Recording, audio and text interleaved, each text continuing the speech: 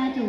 अल्हम्दुलिल्लाहि रब्बिल आलमीन वल आक़िबतु लिल मुत्तक़ीन वस्सलातु वस्सलामु अला रसूलिहिल करीम अम्मा बाद फ़अऊज़ु बिल्लाहि मिनश शैतानिर रजीम बिस्मिल्लाहिर रहमानिर रहीम व मिन शर्रि हासिदिन इज़ा हसद।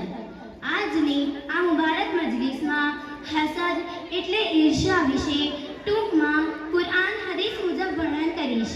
આપ સૌ ધ્યાનથી સાંભળી તેના પર અમલ કરવાની કોશિશ કરશો। આગળ મેં સૂરે ફલકની એક આયતની તિલાવત કરી।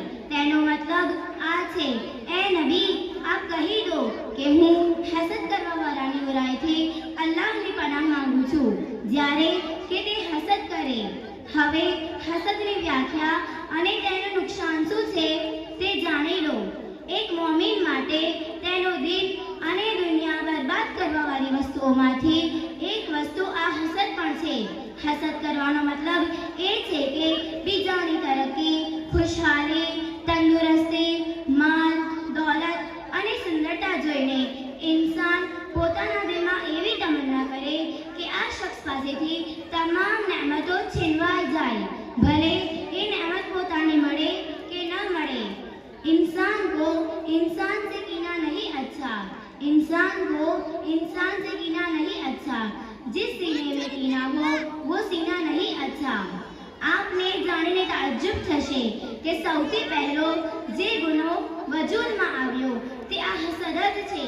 આપણે સૌ સારી રીતે જાણીએ છીએ કે અલ્લાહના હુકમથી ઇબ્લીસે જે કારણે હઝરત આદમ અલૈહિસ્સલામને સજદો નહોતો કર્યો તે આ હસદના કારણે જ હતો, જેના લીધે તે અલ્લાહના ગજબનો ભોગ બન્યો। દીનના ઘણા મોટા ઉલમાઓએ હસદના ઘણા બધા અસબાબ બતાવેલા છે, જેમ કે અદાવત, દુશ્મની, તકબ્બુર, ખુદગર્જી, ખોદાની લાલચ અને બીજાઓને પોતાના કંટ્રોલમાં રાખવાની ખ્વાહિશ વગેરે। સહી બુખારીની એક હદીસમાં છે કે હઝરત અબુ હુરૈરા રઝિયલ્લાહુ અન્હુથી રિવાયત છે, રસૂલુલ્લાહ સલ્લલ્લાહુ અલૈહિ વસલ્લમે ફરમાવ્યું, બે વ્યક્તિ પર રશ્ક કરી શકાય। એક તેના પર જેને અલ્લાહ તાલાએ કુરાનનો ઇલ્મ આપ્યો છે અને તે રાત દિવસ કુરાનની તિલાવત કરે છે, તો જોનારા વ્યક્તિ કહે છે કે કાશ મને પણ આના જેવું કુરાનનો ઇલ્મ હોત તો હું પણ આ જ રીતે ઇબાદત કરતો રહેતો। અને બીજો તે વ્યક્તિ જેને અલ્લાહે માલ આપ્યો છે અને તે અલ્લાહની રાહમાં ખર્ચ કરે છે, તો જોનારા કહે છે કે કાશ મને પણ અલ્લાહ આટલો માલ આપતો તો હું પણ એ જ રીતે ખર્ચ કરતો જે રીતે આ વ્યક્તિ કરે છે। જો કોઈ શખ્સ બીજા કોઈ શખ્સની તરક્કી જોઈને અલ્લાહથી દુઆ કરે છે કે આય અલ્લાહ આ શખ્સની નેમતોને આબાદ રાખ અને મને પણ આના જેવી જ નેમતો અતા કર, તો આ જાયઝ છે અને આને રશ્ક કહેવાય। હસદ એવા લોકોમાં ખાસ કરીને જોવામાં આવે છે, જેમ કે દોસ્તોમાં, ભાઈઓમાં અને ખાસ કરીને પડોશીઓમાં। હસદ એક એવી બીમારી છે જેનાથી બચવું ખૂબ જ જરૂરી છે। એટલા માટે હસદ કરવાથી દીની અને દુનિયાવી બંને નુકસાન ફક્ત હસદ કરનારને જ થાય છે। જેના પર હસદ કરવામાં આવી રહ્યો છે તેને કોઈ પણ પ્રકારનું નુકસાન થતું નથી। હવે હસદ કરવાથી કેવા નુકસાન થાય છે તે જુઓ। પહેલું નુકસાન એ છે કે તે કાયમ ગમમાં ડૂબેલો હોય છે અને આ જ ગમ તેના દિલ અને દિમાગને ખૂબ જ મોટું નુકસાન પહોંચાડી દે છે અને તે જિંદા લાશ બનીને રહી જાય છે। કોઈ પણ કામમાં તેનું મન લાગતું નથી।